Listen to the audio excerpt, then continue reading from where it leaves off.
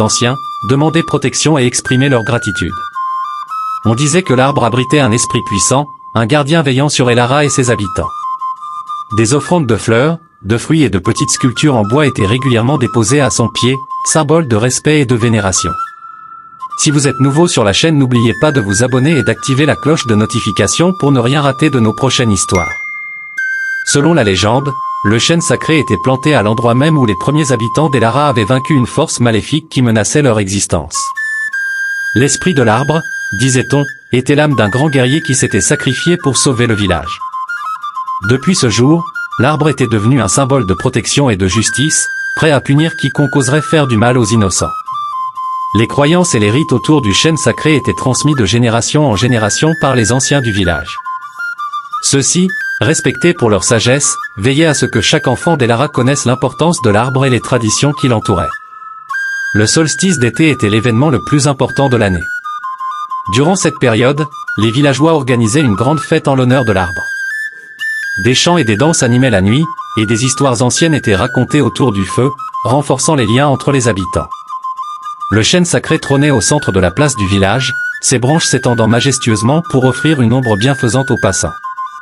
Son tronc massif portait les cicatrices des siècles, chaque entaille racontant une histoire, chaque nœud témoignant des hivers rigoureux et des étés caniculaires qu'il avait traversés.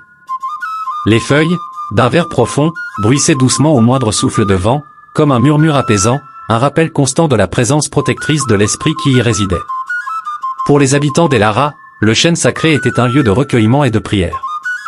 Les nouveau-nés étaient présentés à l'arbre, les jeunes couples y scellaient leurs vœux, et les anciens y trouvaient réconfort et sagesse. Les villageois croyaient fermement que l'arbre possédait des pouvoirs mystiques. Ils disaient que, durant les nuits de pleine lune, l'esprit de l'arbre chuchotait des secrets à ceux qui savaient écouter. Ces murmures guidaient les leaders du village dans leurs décisions et offraient des conseils précieux en temps de crise. Les rituels associés au chêne sacré étaient nombreux et variés. Les guérisseurs venaient y puiser de l'inspiration pour leurs remèdes, les artisans y cherchaient la bénédiction pour leur création, et les chasseurs demandaient protection avant de partir en expédition. Les histoires racontées par les anciens faisaient état de miracles accomplis par l'arbre, des maladies mystérieusement guéries, des récoltes sauvées in extremis, et des conflits résolus par des révélations inattendues. Maëlie était une jeune femme d'une beauté saisissante, avec ses cheveux dorés et ses yeux perçants. Elle avait hérité de la charge de guérisseuse de sa mère, qui elle-même la tenait de sa propre mère. Connue pour sa douceur et sa compassion, Maëlie passait ses journées à soigner les malades et les blessés, utilisant des remèdes à base de plantes et des potions dont les recettes étaient jalousement gardées secrètes.